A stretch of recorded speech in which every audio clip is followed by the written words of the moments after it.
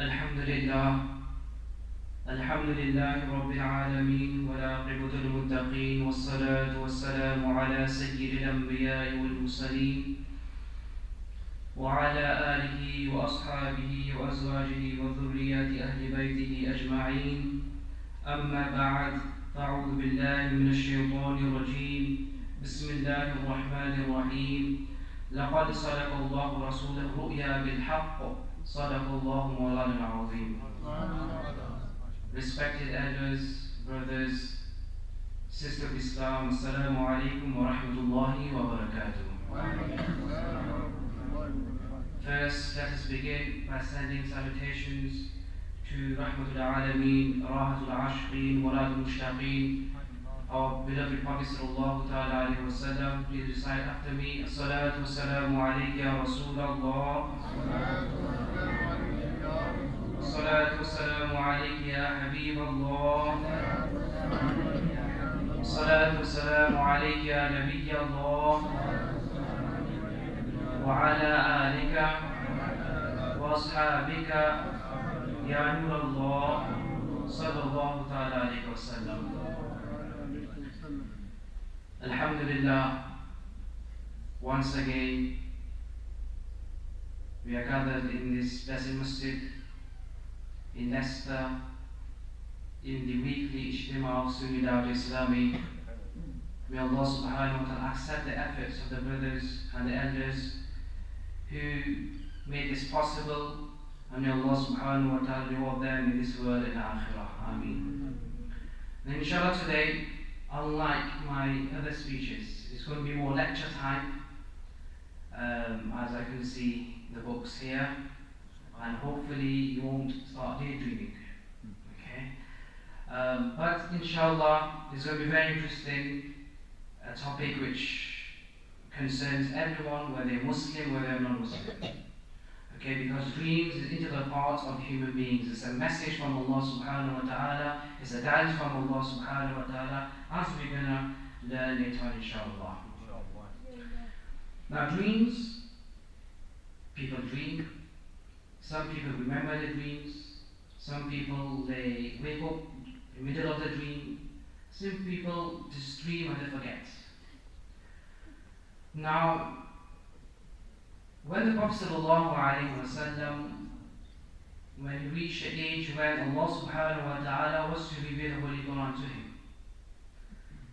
it is a Bukhari Sharif, Al-Mu'mineen, our beloved mother, as Aisha Siddiqa radiallahu ta'ala anha, Tahira, Abida, Zahira radiallahu ta'ala anha, she narrates the first hadith of Bukhari Sharif, that initially the Prophet ﷺ's revelation was through dreams. The wahi would come in the form of a dream, and this dream would become a reality the next morning.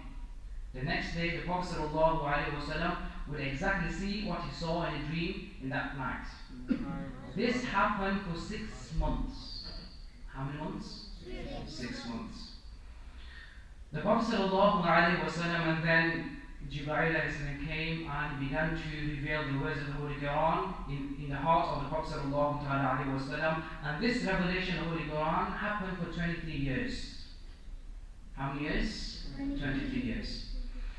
So if you compare the 6 months to 23 years, alhamdulillah, I can see some brothers making notes. This is very delightful scene, and we request the brothers to make habits as well. But to bring pen and notepad to make some notes is very important. So 6 months compared to 23 years, it is 1/46. 6 months compared to 23 years, it's like 1/46. And that is why the Prophet ﷺ says the importance of dreams, how important a dream is. Okay, we think we just saw a dream, that's it. How important dream is, understand through the hadith of Prophet ﷺ, as narrated in Imam Muslim and Bukhari and other Imam Muhaddithun. They have stated that a believer's dream is 1 out of 46 parts of Nubuwwah. 1 out of 46 parts of the prophethood. It is true, and Allah subhanahu wa ta'ala sends a message to a believer through dreams. Another hadith, the Prophet sallallahu ta'ala alayhi wa sallam, the Prophet sallallahu ta'ala sallam, narrated Imam Muslim. The Prophet sallallahu alayhi wa sallam says, لا يبقى من النبوة إلا المبشرات. There remains no prophecy, there remains no prophethood, there remains no nubuwah except mubashirat. Mubashirat means glad tidings. So the companions radiallahu ta'ala anhum, they asked, وَمَا الْمُبَشِّرَاتِ? What are these mubashirat? What are these glad tidings? قال رسول الله صلى الله عليه وسلم الرؤيا الصالحات, true dreams. So nothing, there remains no prophet after the Prophet sallallahu alaihi wasallam. Allah will not reveal a book upon anyone after the Prophet sallallahu alaihi wasallam. Yes, the only thing that remains is true dreams. So people, the past people, throughout the age, till the day of judgment, they will be given the mubashirat, the glad tidings, through ru'ya salihat, true dreams. And Allah subhanahu wa ta'ala talked about awliya kiram. Allah subhanahu wa ta'ala says, أعوذ بالله من الشيطان الرجيم ألا إن أولياء الله لا خوف عليهم ولا هم يحزنون الذين آمنوا وكانوا يتقون لهم البشرى في الحياة الدنيا وفي الآخرة. That these awliya kiram, for them is bushra. Bushra means glad tidings. Okay, good news. So Allah subhanahu wa ta'ala says that these awliya kiram as such, for them are good news, glad tidings in this world, wa fil akhirah, in the hereafter. The Mufassirun have said, what do you mean by this bushra?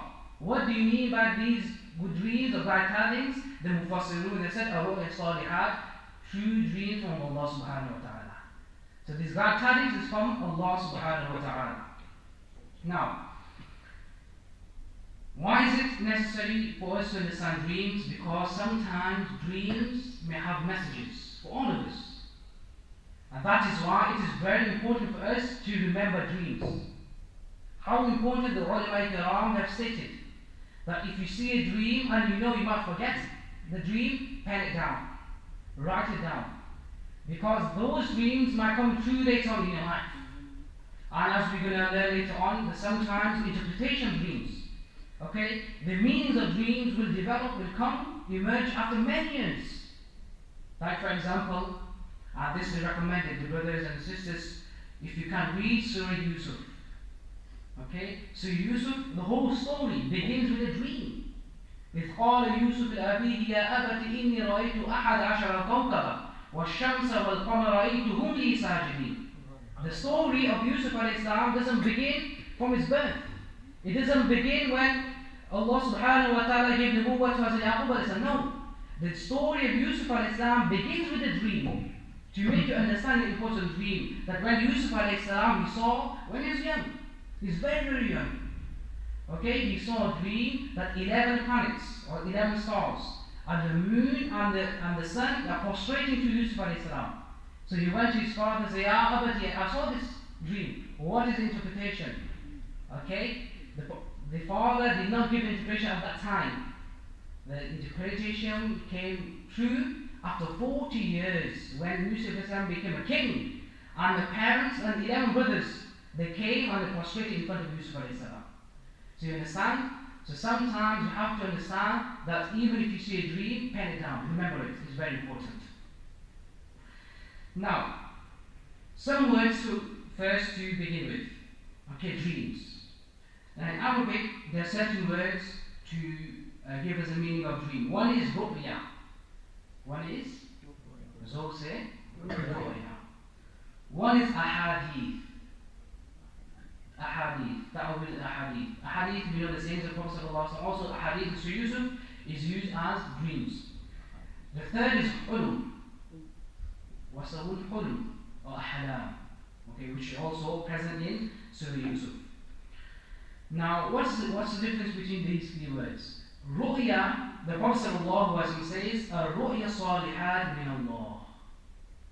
Ru'ya, true dream, is from Allah subhanahu wa ta'ala.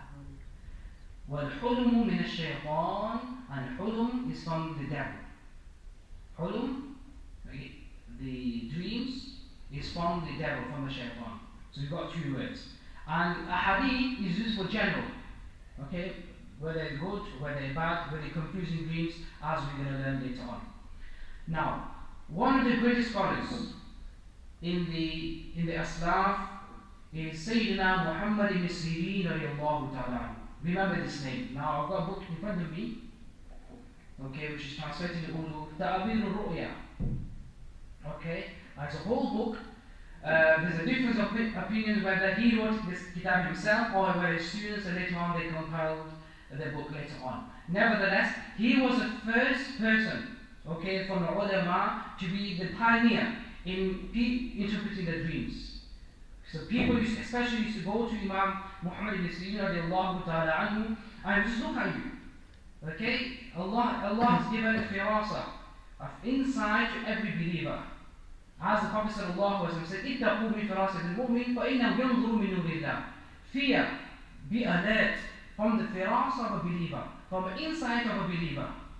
Okay? So whenever you meet, especially a pious person, a true alim deen, ulama rabbaniyin, okay, be alert. Okay, don't have bad thoughts in your mind because they see from the nur of Allah subhanahu wa ta'ala.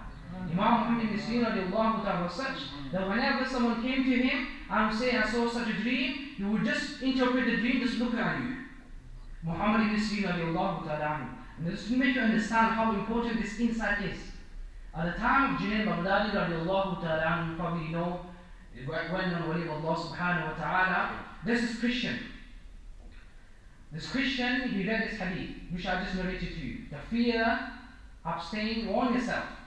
Be alert from the firasa, from the insight of a believer. Because فَإِنَّهُ يَنْظُرُ مِنْ نُورِ اللَّهِ, because he sees by the nur of Allah subhanahu wa ta'ala. He read this hadith, then began to mock the ulama. So what did he do? He wore a cross.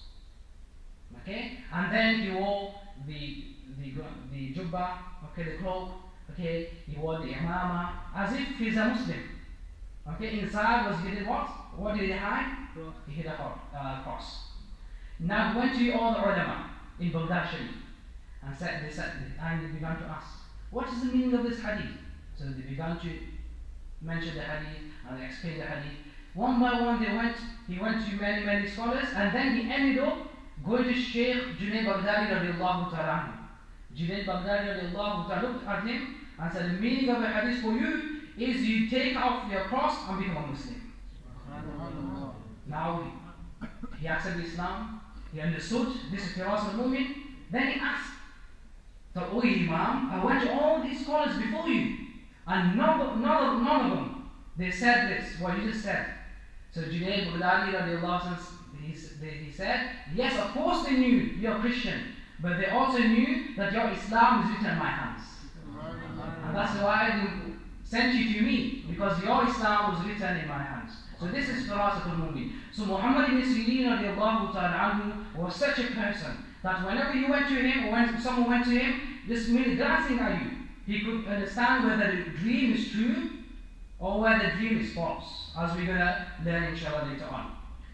So how many types of dreams? There are 3 types of dreams. One, as we know, is from Allah subhanahu wa ta'ala, which is true, which is meaningful, which has a message behind it, which has guidance in it. The second is from the shaitan, from the devil, okay, to scare you, okay, to misguide you, to confuse you, to wake up suddenly and you can't think properly. And the third is confused. It's not clear. There's no clarity in that dream. Now, as regards to the first dream, we heard this is from Allah subhanahu wa ta'ala, which is one part of 46 parts of the Nubuwwah. Understand the weight of this dream.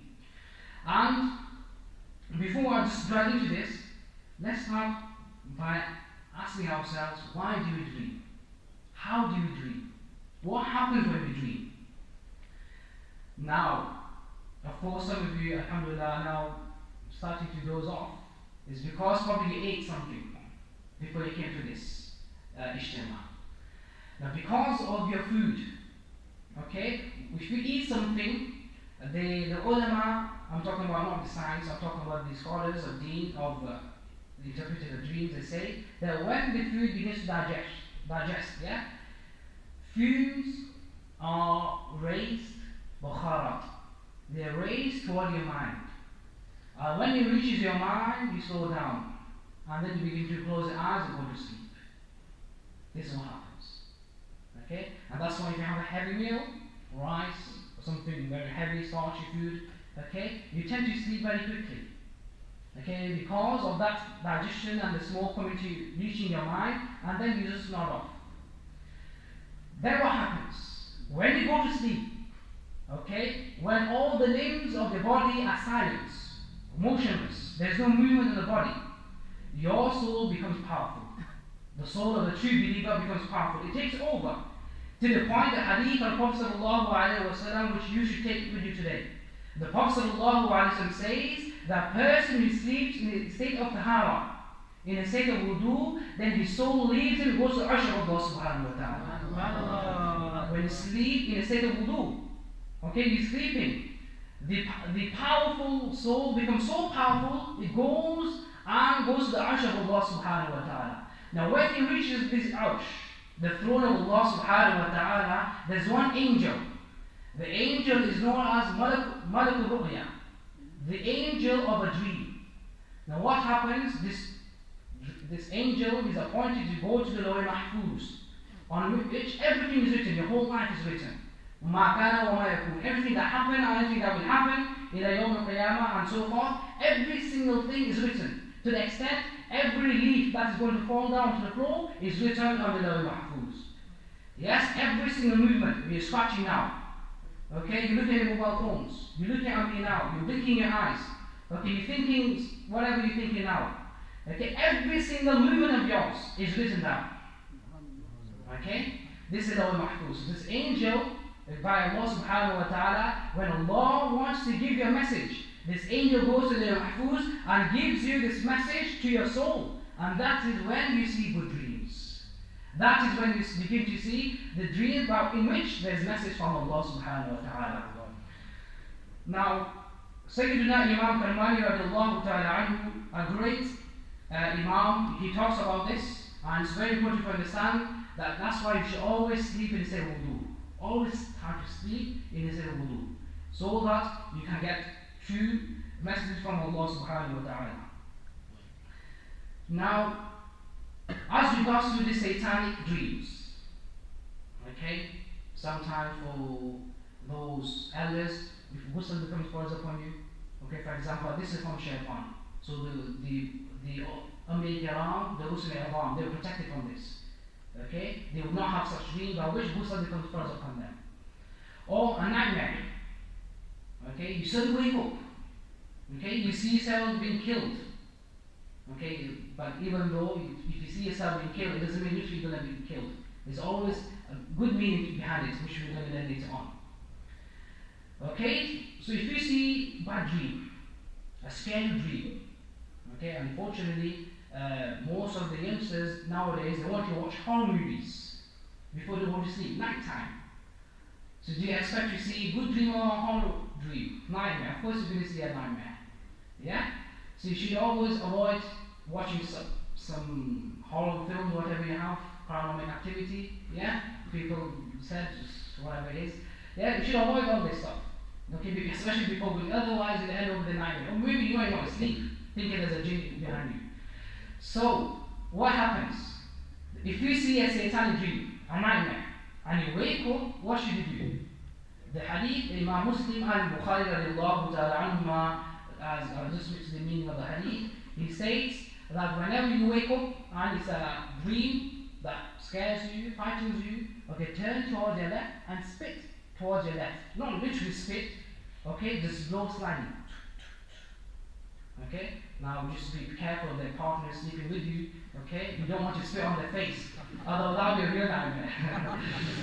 Okay, anyway, so you should spit towards the left 3 times.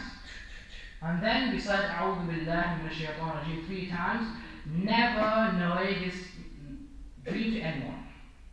Okay, one hadith of Prophet sallallahu ta'ala says, now the importance of this dream, okay, if you say any dream, the Prophet sallallahu ta'ala has said in one hadith that when you see a dream, and if you don't narrate this dream, okay, it is tied to the feet of a bird. It hovers Okay, it keeps hovering, okay, for a few days, and then the dream disappears. But if you narrate, as soon as you go to someone and you narrate that dream, it becomes a reality. It becomes true. That's why you have to be careful when, why, and really narrate the dreams to. Okay? And that's very important.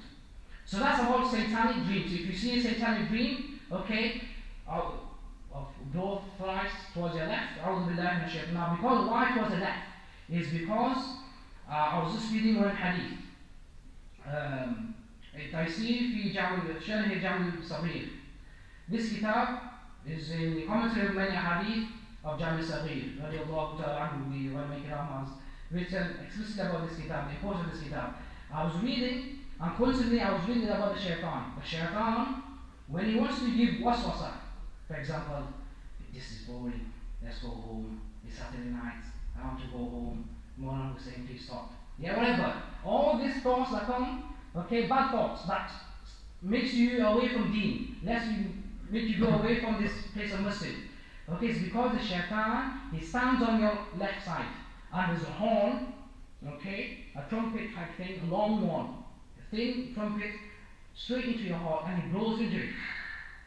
This is waswas. This is bad thoughts. That's why you should try and spit it out. Okay, actually disgust him. So that he run away. So anyway, so this is first is dream from Allah subhanahu wa ta'ala. Second dream is from the shaitan. Third dream is confusing dreams. There's no meaning to it. If you go to a scholar and say, I've seen this dream, he says, forget it. I don't understand it. Okay? When does this happen? This happens for many reasons. For example, your mind is preoccupied with some certain things. Exams, weddings, business, and then you say, nightmare. Okay? Whatever the nightmare is. Okay? Or you just occupy with other thoughts. Okay? You're sorrowful, you're saddened by some certain news. Okay? All this will have a vital role in dreams. So this will create confusing dreams. Adghaf al-ahlam. Adghaf in Arabic, literally adghaf digh, means, if you go to, in literal Arabic, it means when you go to a field and you begin to pick up grass. Okay? Some are dry, some are wet, green, some are long, some are short. It's called mixture, confusing. There's no explicit type of grass. This is what adghaf. So adghaf al-ahlam means confusing dreams. You all understand? No? Yes? This is called confusing dreams. I know you all begin to dream, but please stay here. Inshallah, we all know each other, inshallah, later on. So this is adghaf al-ahlam, confusing dreams. It has no value, it carries no weight at all. It has no meaning at all. Now the question is, how to obtain the correct dream, a dream from Allah subhanahu wa ta'ala. What are the practical methods? Okay, what things should you implement in order for you to gain a dream direct from Allah subhanahu wa ta'ala? Now as I said before, always sleep in a state of wudu. Always sleep in a state of wudu. You should always be in a state of wudu. Regardless of whether you're in the masjid or outside the masjid, it will protect you from the wasawis of the shaitan. The second is sleep according to sunnah. That is, sleep upon your right, if possible, facing towards the qibla. Okay? The more you face the qibla, the better for you. The third thing is always end, or before you sleep, always end your day with the remembrance of Allah subhanahu wa ta'ala. Do the dhikr of Allah subhanahu wa ta'ala. The least you should do is recite the kalima, La ilaha illallah, with sincerity. Okay? So La ilaha illallah, towards your heart. The reason is because the more cleaner, the more polished your heart is by the dhikr of Allah subhanahu wa ta'ala, the better the dreams will be. Yes? So it's very important for us to do big of dhikr of Allah subhanahu wa ta'ala before we go to sleep, so that your heart is polished and you see good dreams. And very importantly, never sleep with an empty stomach, never sleep with a full stomach. Okay? So never sleep when you're hungry. Okay? Otherwise you'll be dreaming about kebabs, whatever it is. Yeah? And never sleep with a full stomach. Same reason I told you, because digestion and the fumes and the smoke or bukharat come into your brain and creating confusing dreams. So always eat something light. Okay, the doctors, medical doctors, they recommend you eat at least 4 or 5 hours before you go to sleep. It helps you digest your food as well. Okay? So try to eat something light. Okay? You shouldn't be empty stomach, and you shouldn't be at full stomach. That is very important. And you just look at each other about food. Whenever you talk about food, people smile. I don't know why. Okay. Now the hadith of Prophet ﷺ, to give you emphasis about food, you should avoid eating heavy foods. Hazrat Abdullah ibn Mas'ud radiallahu ta'ala anhu, he narrates that Bedouin came to the Prophet ﷺ and he began to narrate a dream. The Prophet ﷺ understood this as a confusing dream. There's no meaning to it. It carries no weight to it. There's no guidance in it. So the Prophet ﷺ asked, what did you eat before you went to sleep? So he said, Ya Rasulullah sallallahu alaihi wasallam, I ate heavy dried dates. Okay, the Prophet sallallahu alaihi wasallam says, because of this, it carries no value. There is no meaning to this dream. Samjhe. Okay, so you shouldn't end with a junk food or burger. Okay, have some food, something light, and then inshallah, even have zamzam before you go to sleep, inshallah. This will you reduce, inshallah. Now, something very unusual about dreams. Sometimes, dreams is sometimes a blind person will see things in dreams. A deaf person may hear things in dreams. A dumb person will speak in dreams. Okay, illiterate person will talk about words of wisdom. This is something very unusual about dreams. And second thing about dreams is sometimes you might see a dream, but interpretation for someone else. Okay, it's for someone else. So, for example, if a father sees a dream, it's for the son sometimes. Or sometimes, if a son sees a dream, it's for the father. And this from Hadith of Prophet sallallahu alaihi wasallam, Abu Jahl. He saw a dream that he accepted Islam. Okay? And it became true when he accepted Islam at the hands of Prophet sallallahu alaihi wasallam. Yes? So, or sometimes a master, okay, we don't have slavery nowadays, okay? But sometimes a master or someone in authority, okay, your sheikh, or your teacher, or your parents, or your master, he might see a dream, but the interpretation for those who are under them. So if a father sees a dream, it's for the children. If a husband sees a dream, might be for the wife or for the children. If a master sees a dream, for the slaves, and so forth. If the king sees a dream, it's for the whole nation, as we read in Surah Yusuf. Now, Imam Ja'far Sadiq radiallahu ta'ala, how fortunate are those who were at the time of Ja'far Sadiq radiallahu ta'ala, from the lineage of the Prophet sallallahu ta'ala wasallam, to the extent that people say in the latter ages, when he grew old, he did so much dhikr of Allah subhanahu wa ta'ala, he used to veil his face because of nur that would illuminate from his face. As Ja'far Sadiq radiallahu ta'ala, Imam Azim Abu Hanifa radiallahu ta'ala states, لَوْلَا سَنَتَانَ لَهَلَكَ النُّعْمَانِ. If not because of the 2 years I spent with Imam Ja'far Sadiq radiallahu ta'ala, Nu'man, in the name of Imam Azim Abu Hanifa radiallahu ta'ala, Nu'man would have been perished. The 2 years he spent, he attained the ma'rifah of Allah subhanahu wa ta'ala. Okay? Reading a book. Okay, you might read books and books and books and books and books. Listen to lectures and lectures and lectures. Okay? Still you might not gain the ma'rifah of Allah subhanahu wa ta'ala. You not get the true meaning of the oneness of Allah subhanahu wa ta'ala, the tawheed of Allah subhanahu wa ta'ala. You have to spend time with agnostic, with a person who tread this path to reach Allah subhanahu wa ta'ala, by which you can gain the ma'rifah of Allah subhanahu wa ta'ala. All the awliya kiram, Khaja ibn Nawaz radiallahu ta'ala, Imam Azim wa Hanifa radiallahu ta'ala, Ghosfat radiallahu ta'ala, the great awliya can understand. They all spent years under the guide, under the spiritual shaykh. It's paramount. Okay? Otherwise, you've got iman, there's no sweetness to iman. Yes? We are believers. Okay? But we're not even tasting what iman is. How many of you can stand over and say what iman is in few words? What is iman? Believing is in your heart, but what is iman? That's ma'rifah of Allah subhanahu wa ta'ala, which you cannot both gain from books. You have to sit with a person whose heart is full of love of Rasulullah and Allah subhanahu wa ta'ala, then he will give you the sweetness of iman. Otherwise you cannot. And unfortunately nowadays, this Google thing and this internet thing, people just go there and start to search for knowledge. That's not knowledge, that's called information. There's a difference between information and knowledge. Information you can get from books yourself. But knowledge, you have to have a lineage that goes back to the Prophet ﷺ. You cannot gain knowledge, just open a book and think, okay, this is Bukhari Sharif, this is the commentary of Bukhari Sharif, this is Sahih Muslim, and then you walk on the streets and I know all these hadith off by heart. This is information. Okay, this is not my, unfortunately, next I've heard, okay, there's certain individuals, okay, they go to university, they carry Bukhari Sharif, and that's it, this is their Iman, this is their Islam. Okay, this is not Islam. Okay, ask them which Sahabi had Bukhari Sharif in their hands and walked in the streets.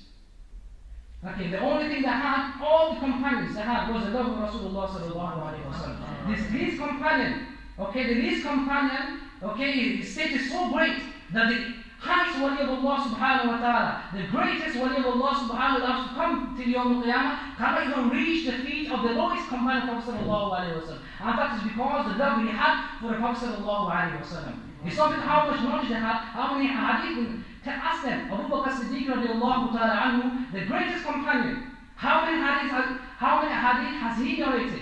How many hadith are in Bukhari Sharif from Abu Bakr Siddiq Umar radiallahu ta'ala? Very few. Okay? So does that mean that they didn't know, they had no knowledge of the Prophet sallallahu alayhi wa sallam? Of course they had. They had the true love of Rasulullah sallallahu alayhi wa sallam. That's key to everything. Understand this, please, brothers. It's very important for you to understand. Okay, anyway. So Imam Azam wa Hanifa radiallahu ta'ala anhu, he spent his 2 years in Ja'far Sadiq radiallahu ta'ala anhu. And he says, if I was not to spend these 2 years with Imam Ja'far Sadiq, I would have perished. Now, he states in Ja'far Sadiq radiallahu ta'ala anhu, sometimes you might see a nightmare. Very frightening dream. A dream which can't even narrate to someone. But the meaning might be something very good for you. Now, the ulama given the example. Our great Imam Abu Hanifa radiallahu ta'ala, he saw a dream. Now imagine if you were to see this dream. What would you do? Would you narrate it to someone? You'd be frightened. Imam Azam Abu Hanifa radiallahu ta'ala, he saw a dream. That he was going to Masjid al-Nabawi Sharif, to the resting place of the Prophet sallallahu alaihi wasallam, and he began to dig the grave of the Prophet sallallahu alaihi wasallam, and he got the bones. Okay, the Prophet said, alive, this is the dream. He got the bones and began to disseminate. He began to distribute the bones to the people. The Imam Azam saw this dream. Okay, he thought, what is this? Okay, the Imam Azam is such a wali of Allah subhanahu wa ta'ala, great Imam, our Imam, that he has seen Allah subhanahu wa ta'ala 100 times in his dream. How many times? 100 times. It's not in reality, not with the naked eye, but the eye of the heart. Okay? He came to Imam Muhammad ibn Sirin radiallahu ta'ala anhu, and he said, "O Imam, I have seen a very devastating dream." Imam Muhammad ibn Sirin, as I told you, I looked at him and I said, of course, it's a very good dream. Narrate to me, what is this dream? Imam Azam wa Hanifa radiallahu hesitated, and I cannot narrate the dream. He said, inshallah, for you, it's going to be a good dream, and the meaning is going to be good for you. So Imam Azam wa Hanifa narrated the dream. I went to Masjid al-Nabawi, began to dig the grave of the Prophet sallallahu alaihi wasallam. I went and picked up the bones and began to give it to the people. Imam Muhammad radiallahu ta'ala embraced him, kissed his forehead, and so, O Abu Hanifa, O Nu'man, one day you will reach that status, you will dwell into the knowledge of the Prophet sallallahu alaihi wasallam, and you get a ruling that you're going to give it to people. This was the meaning of the dream. Yes? So sometimes if you see a nightmare, it doesn't really mean that it's something devastating for you. For example, okay, if you see yourself being buried into a grave and you're alive, and if you're single, that means you're going to get married. Okay, it doesn't mean marriage means death. Okay? Sometimes for some it is, yeah. But anyway, sometimes if you say, or for example, if you see yourself falling from a cliff and you're going deep into the water, that means you're going to be rich. You become rich. Yeah? So not all nightmares, or even sometimes, even if you see someone coming and chopping your head off. Okay? Now the oil like say, if you are single, that means get married. Probably a wife is going to come and chop your head off. Yeah? So if you are poor, you're going to become rich. Okay, and so forth. So sometimes, okay, the nightmares will not have the meaning as such. You have to go to a true interpreter. Don't go to the TV channel and say Hazrat, maine ye khwab dekha. And then he goes to the kitab, mashallah. You've seen an elephant, inshallah tomorrow you're going to go India. Okay? It's not going to happen this is not going to happen. Okay? You can't just go to the books. Okay, as I told you, interpret mu'abbir. The person who sees dreams, they have to have 8 or 9 different branches of knowledge. He should be hafiz, he should know the tafsir, he should know the usul al-tafsir, he should be an Arab, not Arab, but he should be an expert in Arabic language. Okay, even the word kafir, for example, if you see a person in your dream, it comes to you, a buzur comes to you and says, you're kafir. I'm a kafir? Okay, kafir means a disbeliever. We disbelieve the idols. وَمَا يَكْفُرْ بِالطَّاغُوتِ وَيُؤْمِنْ بِاللَّهِ. Okay, this is the words of the Quran. Those who disbelieve the ta'bud, the idols, the shaitan, and they believe in Allah subhanahu wa ta'ala, they are the true believers. Yeah? So kufr means to disbelieve with la ilaha, this is kufr.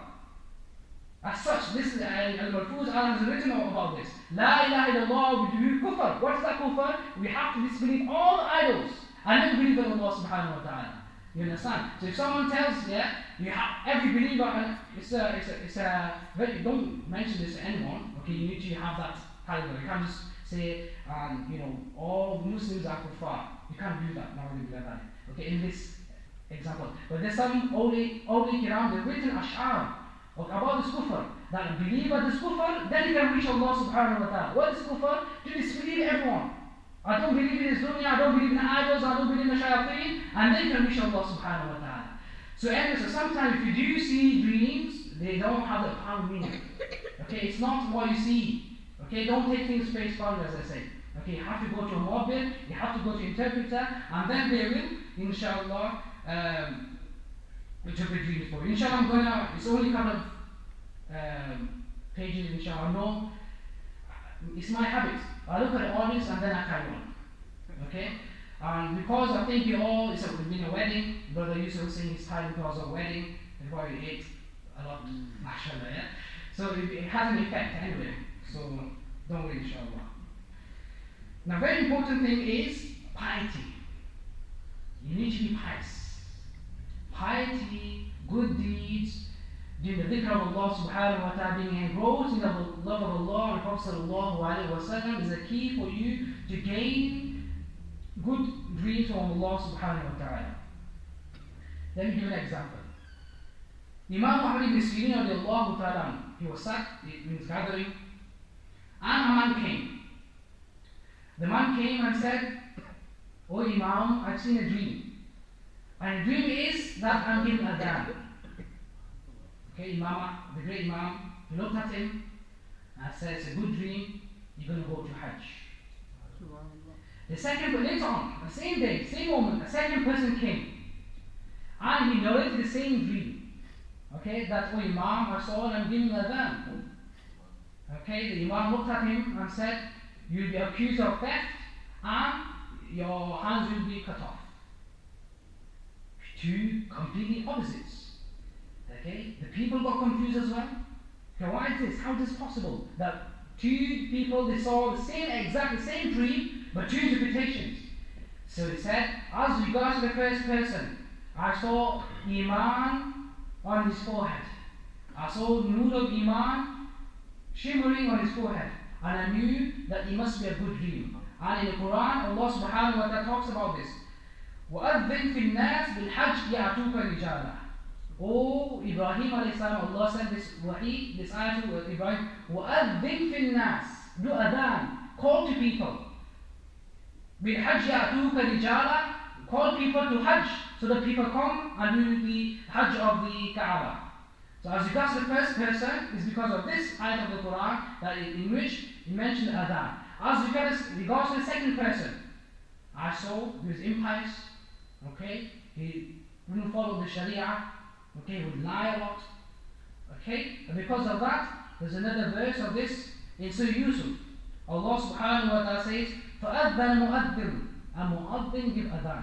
A caller called out. A caller called out. And the story is Yusuf alayhi salam, okay, when he became a king, the brothers came. Okay, and they began to go back to their houses.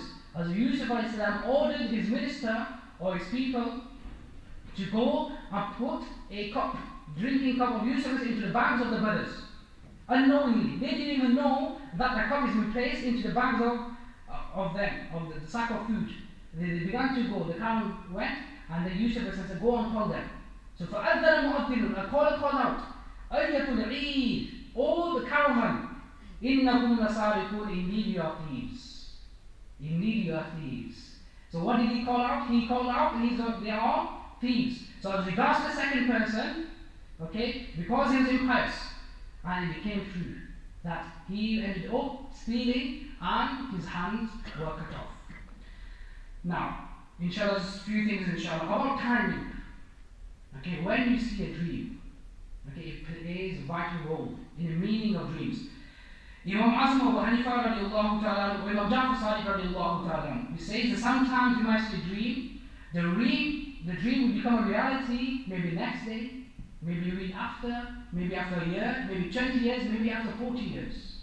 As I mentioned in the very beginning, that's why I told you to remember your dreams. Okay? And we lack writing things down. You should always pen things down, especially dreams. And the greatest thinkers in the time, whether Western thinkers or Muslim thinkers, they always wrote down. They have notes, they make diaries. So it's very important to do this.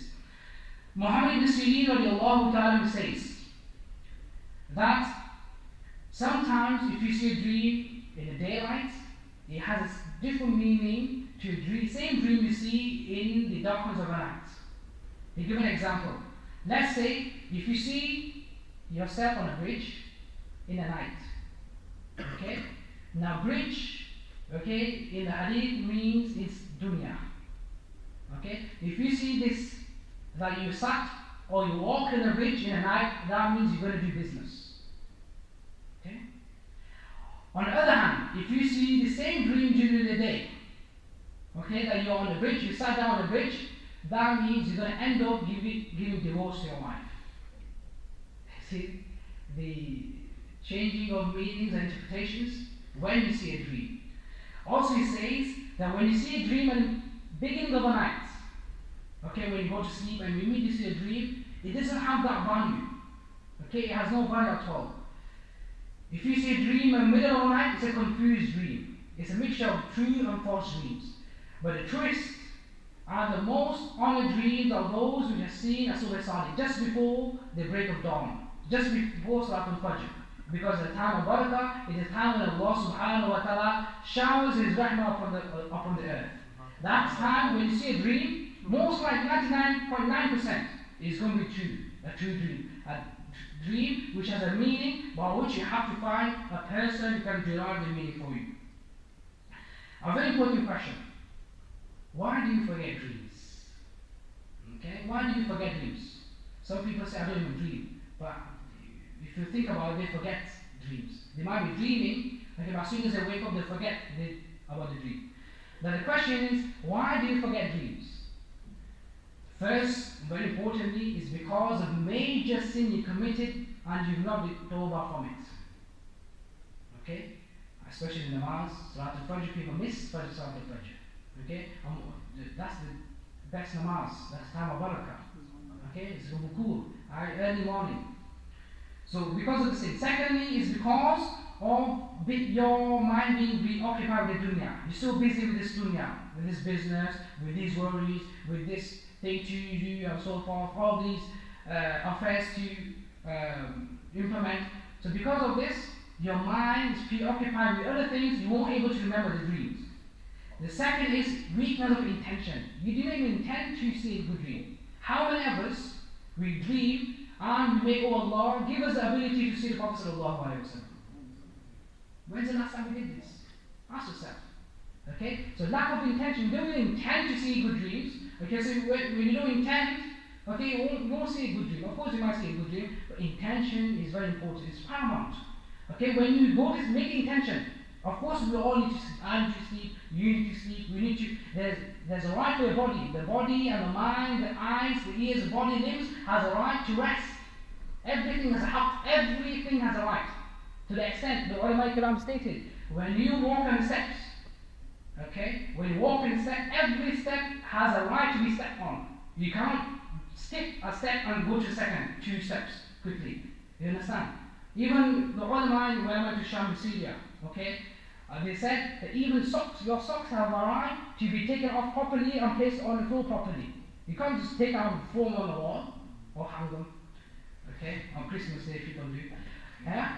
So this is not the thing. Okay? So everything, even the soap we have, okay, with the soap, it has the right to be clean and placed properly. You can't just wash it and leave it dirty. Yes, everything that, this is the ulama kiram, this is awliya kiram, this is ma'rifah of Allah. The more you engross, if you know the oneness of Allah subhanahu wa ta'ala, tawheed of Allah subhanahu wa ta'ala, then you begin to understand the right of every single thing. The animal, the creatures, the insects, the people, the neighbors and animals, the rocks, everything. Animals, inanimate things. You begin to understand the right of everything. So, that's what I'm saying. So it's very important for us to understand that you have to have true intention. If you don't make true intention, you won't really count. And fourth is the nature person.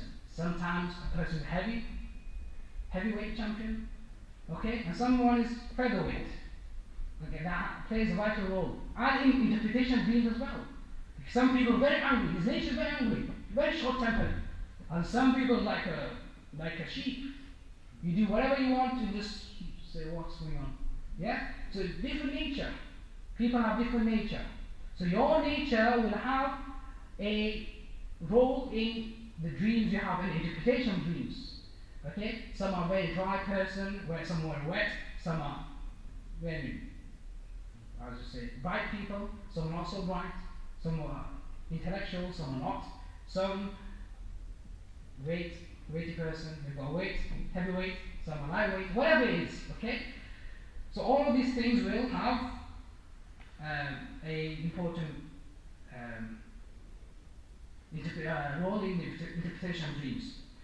Now, when and where, who should you narrate the dreams to? You should never, okay, first thing, you should never narrate dreams during the night. Never narrate dreams. Don't tell or text anyone or phone someone or narrate a dream during the night. It has a different effect. It will have opposite effect. Second is, sorry sisters, you should never narrate dreams to women. Okay? That's very important. Okay, this is one of my grams stated. Yeah? So don't come back to me and grab my collar. Yeah? So this is one of my grams. Of course, if your mother or pious wife or pious, if you trust a woman from a family, that's fine. I'm just talking generally. You can't just walk to the street and begin narrate to, hey, I saw this dream last night, and then she has a ball, okay, and looks into the ball and says, oh, you're going to become a millionaire tomorrow. Yeah? Nothing of that exists in Islam anyway. Now sometimes you have to understand, okay, if you interpret dreams, you have to choose your words. You cannot just say that unfortunately your wife's going to be killed. Okay? You have to choose correct wordings. And there's one funny story. In the one Khalifa, in Abbaside, for Abbasi Khalifa, he saw a dream. And the dream is, he saw the dream that he lost all his teeth. He lost all his teeth. Now if a royal person, a king, sees a dream that he has lost a tooth, that means his family member is going to pass away. And now the top teeth are the male family members, but bottom teeth are the female family members. And he lost all of them. Yeah? So he wanted the interpretation, so he went and called an alim. Okay, which he came forward. And of course, he knew the interpretation of dreams. But his wording was what? That, O king, it's a very sad news that all of your family members are going to die. The Khalifa became angry, punished him, and put him in prison. How dare you say that in front of me? Okay? Then he called for the second alim. He was very clever. He saw the consequence of the first alim. Yes? So he came and he changed his wording. The interpretation is the same thing. Or he said, O king, you got tidings, you're going to outlive all your family members. You're going to outlive all the family members. And he was gifted. Yeah? So you have to choose your words. You cannot just, open a book as I told you and start at the beginning. You have to choose. That's why it's a science. Okay? You have to learn. And this is not from books, this is ilham. Okay? Interpretation of dreams is not, it's not from books. Yeah, you can get a glimpse of the interpretation of dreams or meanings of dreams, but this is directly from Allah subhanahu wa ta'ala. This is from Allah subhanahu wa ta'ala. The meanings will come to you, it will be descend upon your heart from Allah subhanahu wa ta'ala. And you should narrate dreams to a pious person, a knowledgeable person. Okay? Because he will try and guide you. Even if the meaning is opposite, it's not in favor of you, he will try and guide you. Give sadaqah, pray to your God, nafal, do this, do that, pray to Yasin, do that. Yeah? He will guide you so that you're protected. Okay? And if you are true Qadri, if you are true lover of Shaykh Abdul Qadir Jilani radiallahu ta'ala anhu, sometimes real things that will happen, accidents, incidents, murders, anything that will happen, Allah radiallahu ta'ala will change that for you into a dream. Okay? Now, there's books here which I don't want to go into, inshallah, because we've got no time. Well, I do have a time, but probably you don't have a time. So inshallah, we'll leave these things for later on. So sometimes Allah ta'ala through his dua, okay, he can change the reality into a dream. And there was a youngster who came and he wanted to do business. He went to Shaykh Hamad radiallahu ta'ala and said, "Oh Hazrat, I want to do a business. Is this good for me or is this bad for me?" Istikhara as we do. And istikhara is also through dreams. Okay? You get guidance, green light from Allah subhanahu wa ta'ala, red light from Allah subhanahu wa ta'ala. If you do istikhara, you see greenery, you see forests, you see garden, you see flowers, yeah? You see nature, that's a good sign. On the other hand, if you see fire, okay, if you see volcanoes, if you see thunder, lightning, a storm, if you see darkness, this is a bad sign that you should not take that step. So this person went to Shaykh Hamad radiallahu ta'ala and he said, "I want to do business. Is this good for me or bad for me?" He looked, and these are all the accounts, you could see the Lawh Mahfuz. Everything is written. So he said, Shaykh Hamad said, "Well, don't go to Syria, from Baghdad to Syria. Okay, you'll end up, you're going to kill yourself and your money will be looted." Now he was disheartened. All his friends are going, he wanted to go to make some profit. Now on the way, he met Sayyidina Ghasbaq radiallahu, who was still young. Sayyidina Ghasbaq radiallahu said, I see you disheartened. What's wrong with you? Okay, this is what Shaykh Hamad said to me, that I will be killed if I go to Syria. He said, "Go. You go. Okay? And the guarantee is in my hands. Okay, I give that guarantee." And then he went. Okay, he made profit. Now, when he returned, he went to a washroom, Baitul Khala, a bathroom. They have bath at the time, okay, to relieve themselves. So he went. He relieved himself. He went to sleep. Now, what happened? He forgot his money on the shelf, and then went on a tree and went to sleep. The tree we heard about, not that tree. And then he went to sleep. What happened? He saw in his dream that his car was looted, okay, and the thieves came, and one of them, with one weapon, he stabbed one into his neck. He woke up, okay, and then he touched his neck, and this is in Bajjat al-Asrar. He touched his neck, and he saw a stain of blood, okay, but he was alive. He praised Allah subhanahu wa ta'ala. And then he remembered about his wealth, his dirham, the dinar. So he went quickly to the place, and he found Allah, he was on the shelf. Then he came back to Baghdad Sharif, and he was confused. Should I go to Shaykh Hamad or should I go to Ghasbaq radiallahu ta'ala? So he was in this confusion when Shaykh Hamad came out and said, "Go to Shaykh Abdul Qadir Jilani radiallahu ta'ala. Because of his dua, Allah subhanahu wa ta'ala changed the reality into a dream." Then he went to Ghasbaq radiallahu ta'ala. Ghasbaq was still young. He didn't become Ghaus at that time. He was still a wali, but he didn't become a Ghaus at the time. He states in Bajjat al-Asrar that, "Oh young man, because of you, I prayed to Allah subhanahu wa ta'ala 17 times, and then 17 times, and then 17 times, and then 17 times, and then 70 times to Allah subhanahu wa ta'ala to change your reality of your mahfuz to a dream, and Allah subhanahu wa ta'ala accepted my dua." This is Ghasbaq radiallahu ta'ala. Yeah? So sometimes when you see nightmare, it's only because you are connected to Ghasbaq radiallahu ta'ala, and that reality of Ghasbaq radiallahu ta'ala changed your dream. This is very important to understand. Now, just to finish off, inshallah, two things. First thing is never make up dreams. Okay, never make up dreams. Okay, and the story of Yusuf alayhi salam when he went to prison with two prisoners, what they began to make up the dreams. One of them, he began to say to Yusuf alayhi salam, "Oh Yusuf alayhi salam, just to check the knowledge. You should never check the knowledge of ulama.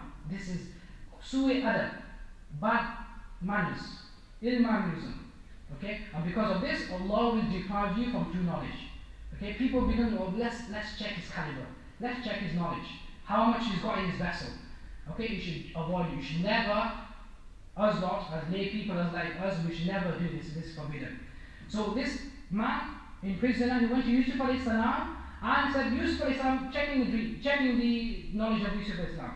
I saw in my dream, being crucified, executed, and birds came on my head, began to eat my brains. Yeah. Yakulu min ra'si. So Yusuf alayhi salam then said that all person, you will be crucified, executed, and birds literally will come and eat from your brains. Okay, and it became true. This happened. Okay, but he said, oh Yusuf alayhi salam, we were just checking you. No, what happened is happened now. Okay, so you have to be very careful. And lastly is seeing the Prophet sallallahu alaihi wasallam. That's the Mi'raj. That's the ascension. Okay, that's the pinnacle of dream. That's the greatest dream you can ever dream. That is to see the Prophet sallallahu alaihi wasallam in a dream. And one hadith of the Prophet sallallahu alaihi wasallam. This is Umdatul Qari, Imam Aini radiallahu ta'ala. This is the commentary of Bukhari Sharif. Now, Imam Aini is Hanafi. Imam Aini is Hanafi, and alhamdulillah I was honored to go and visit his mazar, which is behind Jami' Azhar in Egypt. Okay, to go and pay his visits, visit his places before it's troublesome for you to go. Syria, for example, made dua for the people of Syria as well. Okay, so you should try, especially young parents and parents, take your children to these places. Okay, if you want your children to become true ulama, it's very important for them to go and do the ziyarat of these traditional places of the awliya kiram. At least through the guidance and affairs of these awliya kiram, they will guide them straight path. We don't want to end up in Disney World. Okay, that's fantasy. Well, that's not a real dream. That's an illusion. What's the real dream for them is reality. Is go to the mazar of awliya kiram. Okay, that is what you say, dream coming true.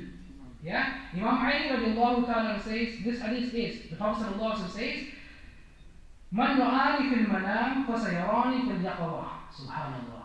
Those who see me in a dream will see me in wakefulness.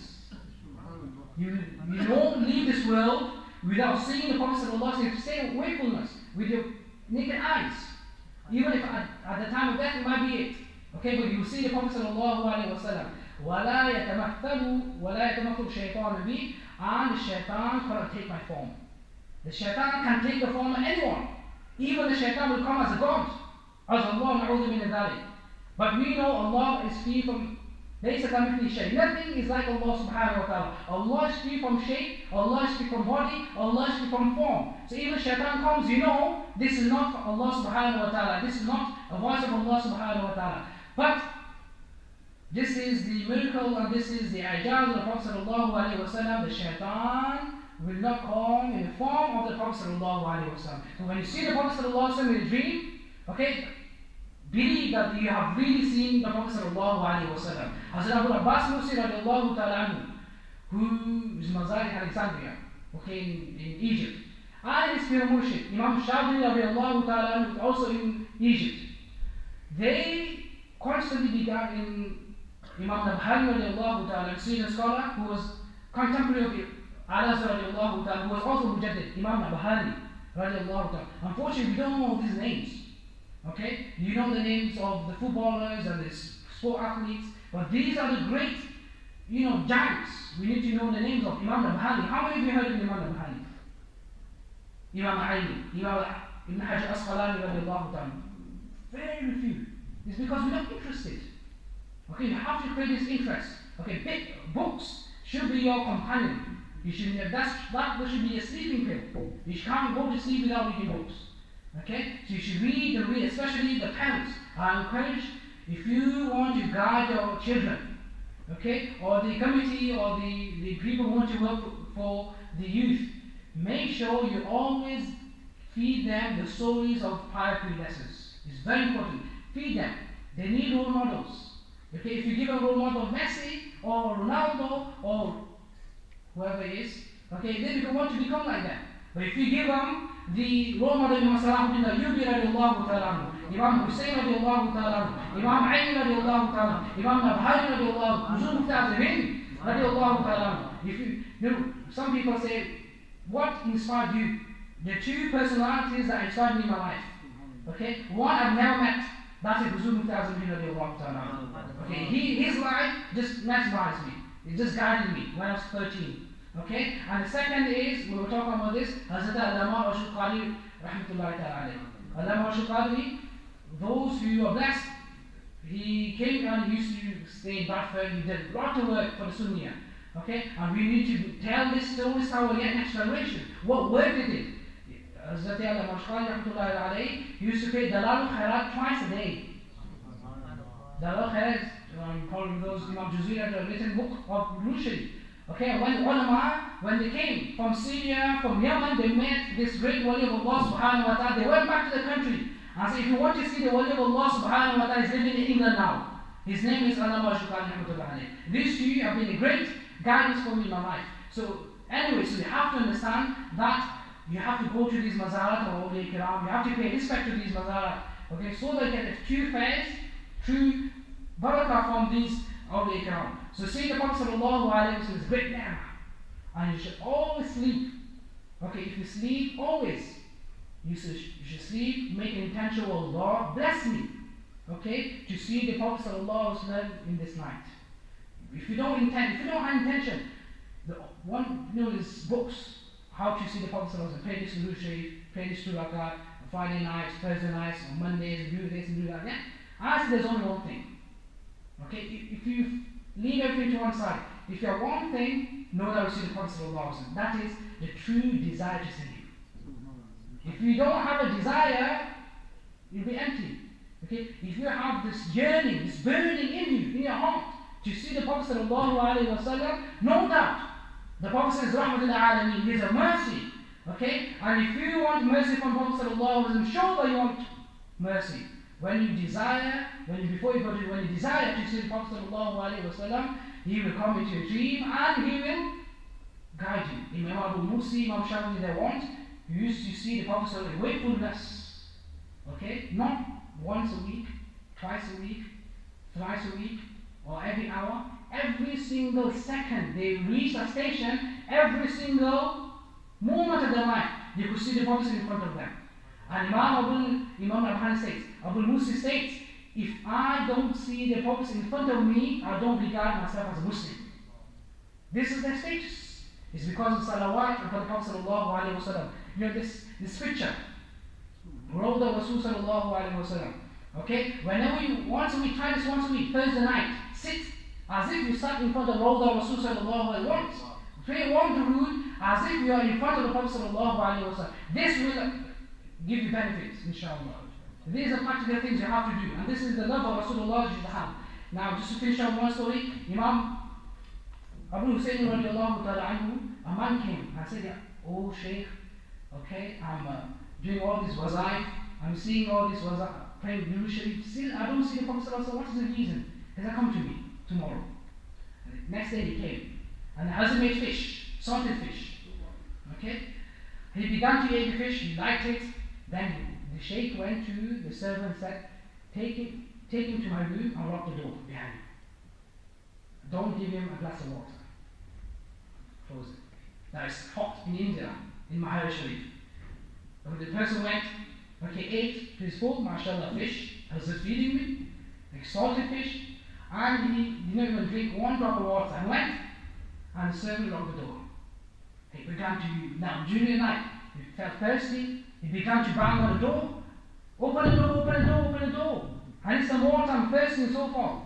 Okay, because as I said, don't open the door. Okay, they didn't. Okay, all night he spent like this. Okay, as soon as the servants came, opened the door, he ran towards the pond and began to quench his thirst. Hazrat then said, "Oh my disciple, oh my murid, how did you spend the night?" Hazrat, what can I say? You fed me salted fish, not even a drop of water, whole night. I'm thinking about water, saying water, water, think about water, water, dreaming about water, water.